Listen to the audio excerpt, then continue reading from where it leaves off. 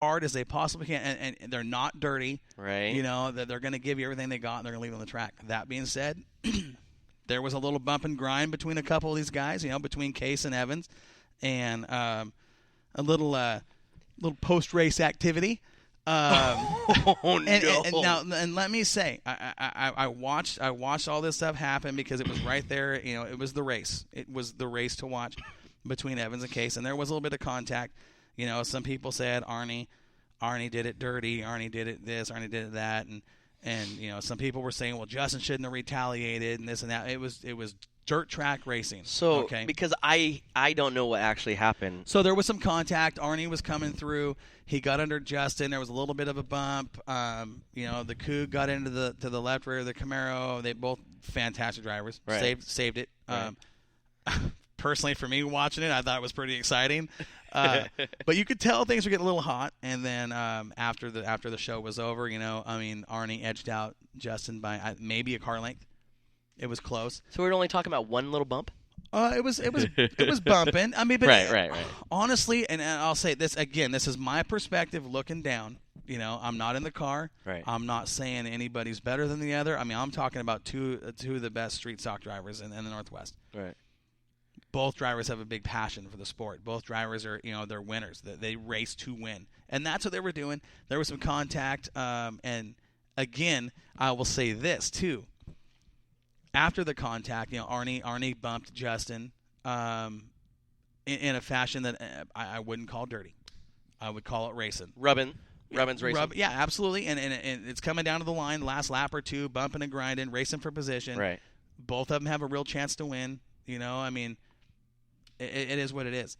That being said, and I think Justin will tell you the same thing. He came out of character after the race was over and gave Arnie a little bump, you know, and after the race, you know, and I was like, oh, okay, what's going on here, you know, and gave him a little bump and a little bit of a grind, and Arnie didn't like it.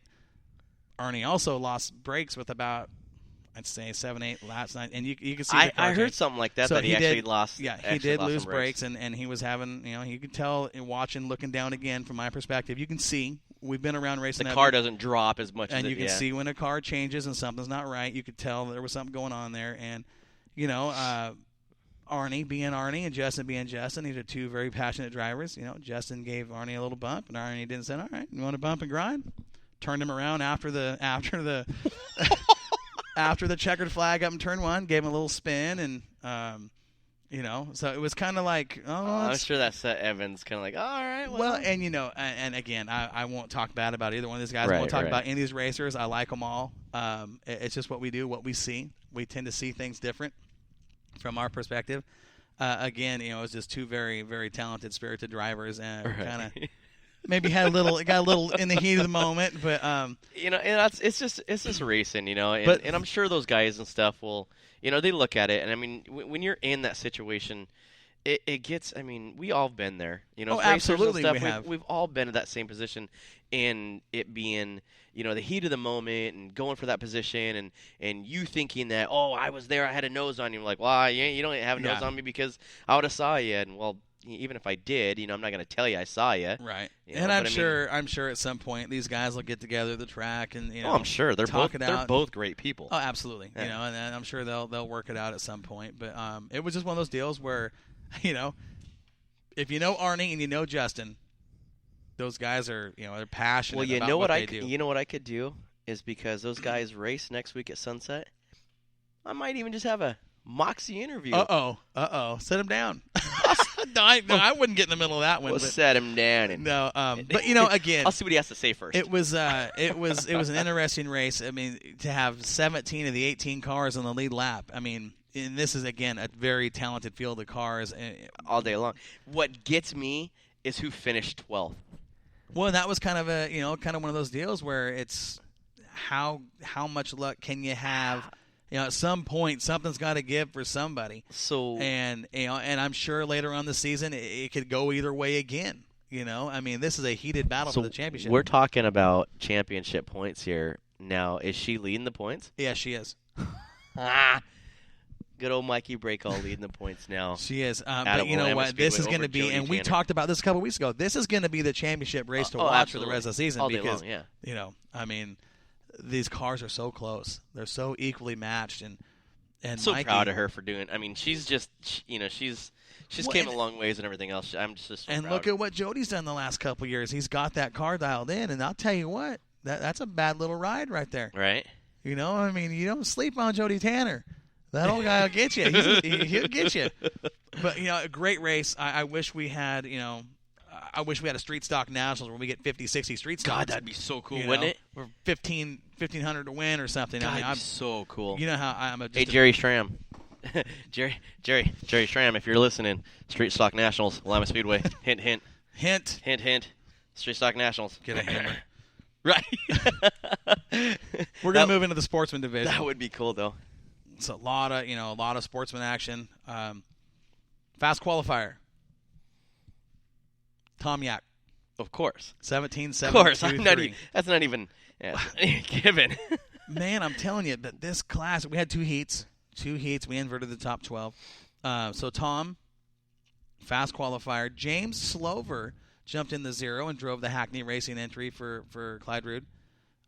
Chad Slover was third fast. Glenn Hackney, 3 Hackney cars, second, third, and fourth fast.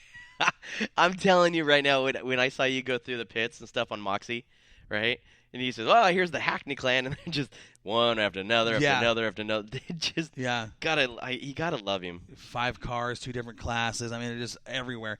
So they were second, third, fourth fast. Now fifth fast, Jeff Marson.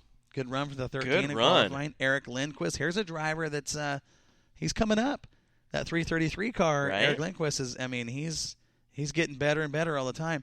7th fast in the Sportsman. Okay, remember.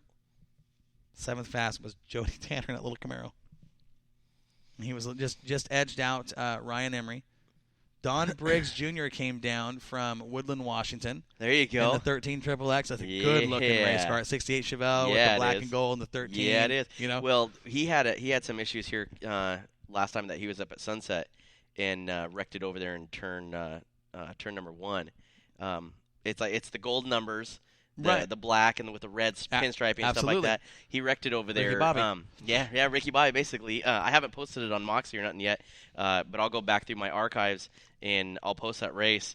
It was a hard. Well, I'll tell you what, hit. that's a beautiful race car. Beautiful race car, It but really it was a is. hard hit. And And then, you know, some of the names towards the back of qualifying was just kind of surprising with Jeff Rash, Daryl Blanchard, you know, Casey Rhodes didn't have a great qualifying run, and that's a fast little truck right there. So in the dash, we had Tom Yak, Chad Slover, James Slover, and Jeff Marson, and true to fashion, Tom Yak, another Trophy Dash win for him, wins it by over 1 second, 1.292 seconds. Heat race number 1. Things were interesting here in the sportsman class. I mean, 14 cars on hand. Not a lot of cars, but these cars are just so tight.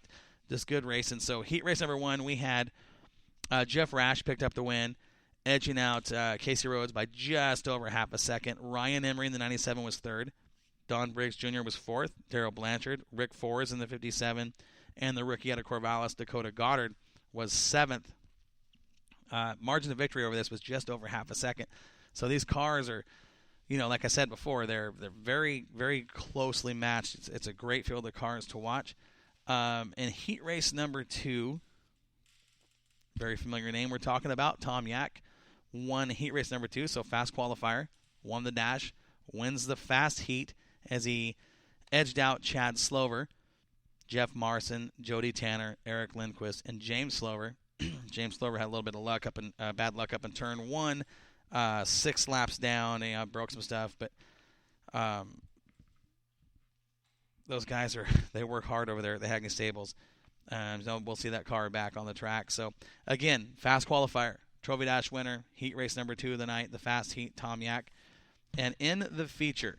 see, let me get that. You know, you talk about Tom and everything else, and he's been around Willamette Speedway for so long, and to see him back in a car and everything else and be as competitive and as fast as he is, Well, twice this year he's out-qualified, super sports and modifieds. This little sportsman car he's got, it's an old modified. He converted over to run the slick tires, and he's got the 3-link under it. I mean, it really, and I don't, again, we don't talk bad about everybody here or anybody, but the car truly isn't what I would call anything special. It's really not. Just got a setup that works, and Tom will be the first to tell you, hey, look, we're not doing anything spectacular here. We're just putting a setup under the car that works for him, that he likes, and it's fast. Right. Now, 14 cars in the feature. Okay. 14 cars in the feature, and we had 5 on the lead lap. 5? Jeez. Okay, so tell me about track conditions and stuff at this point in time. Slick. Really? Slick. Yes, slick. How much cushion up at top? Off the top, about a foot and a half. Really? It wasn't a whole bunch. And there's a really cool. Now Warren, our pits correspondent at Moxie Media, went down in turn 2 and stood there at the exit and did a really cool video. I like the video for the late models. Video and you can cool. see, the rest of the crew, the rest of the guys down the bottom half of the racetrack trying to find something. There's Rob Maya, clear up on the right, just up against the fence, just hammered. Awesome. In Rob Maya fashion. But it's a cool video. Go on, Moxie Media Promotions on Facebook. Check out the video. Yep. It's a good video. Their cars are coming right at you, and Warren's a little crazy to stand there to get that footage, but Warren's been around too for a very long time, yeah. and Warren's not all right in the head too sometimes. No, I love Warren, man. He's cool as hell, and it's good to see him on board. He keeps things fun on the racetrack. But going into the sportsman feature, clean sweep of the night, Tom Yak. But. Oh wait, there's a but? There is a but, and it's been coming, and I'll tell you, this driver has been getting faster and faster. You talk about faster and faster, stuff like that. I mean, it just, to me, to see this driver get faster and faster. I'm telling you, at one point, because I know, and again, and I spoke with his wife about this today. They actually came into Jetstream, and it's not, and I meant this in a complimentary way, right? And you'll understand this coming from our perspective. So he's had some help from a certain driver that's kind of been given some setup advice. Very good, understands race cars. And I said at one point, the first half of the feature, I'm actually trying to look down in the car to see the helmet. I'm looking for a silver helmet because, I mean, when you can see when a driver figures it out. You know what I mean? When a driver figures it out and it's all coming together, that's what's going on with this car. The 97 of Ryan Emery. Okay, he's in that Rayburn he purchased. I mean, this little car is coming on. Okay, I'm looking, and again, I mean this in complimentary fashion. I'm looking for the silver helmet of Brian Smith, who's been known to pop in and out of cars. And right. He's popped in that car a time or two this year, and so I'm kind of going, wow, this car's dialed. He was leading for a while, and Tom Yak, when he got to him, he didn't drive by Ryan. He had to work for it. He worked to get by him, and it was a great race. And, I mean, kudos to Ryan Emery for it's coming together. This is a car that I think is going to start being a front runner consistently, and he's going to start challenging Tom. No kidding. I think that the whole deal's coming together now. And I told her, and I said she stopped. She was walking through the mall here shopping, and I told her, I said, hey, I was looking for a silver helmet. I was looking to see if Brian was in the car. And she kind of smiles, and she knew that I didn't mean that as a knock against Ryan. It was just simply a compliment because smooth, the car was going forward, the setup was working, and we're talking about a slick track that, there's drivers that like slick tracks. There's drivers that like it heavy. Yeah. And Ryan's really coming together on these slick tracks, and he finished second. Second, and how long did? Okay, so when Yak caught him, how long did it take for him to pass him? It took him 4 or 5 laps. I mean, it was a good race. I mean, really? and Tom was on the high side, and Ryan was holding his own on the bottom. Tom loves the high side. The Yak family likes the high side. He is not afraid to push the cushion, if the quarter panel isn't just kind of pushing a little bit, you haven't driven hard enough. If there wasn't a wall there, the high groove for Tom and Kyle would be sweet home. Yeah, right. Let's not talk about a wall at Willamette Speedway because I've seen him years ago literally hang the right rear off of turn 2 down the backstretch, back up onto the track into 3, and never once lifted. Yeah, these guys are they're just yeah. Now there's a wall, so they kind of have to be careful. Ryan Emery finished a very strong second. Now, Tom Yak did win this race by 3.3 seconds, but that's bad fast. Well, listen to this. And we talk about,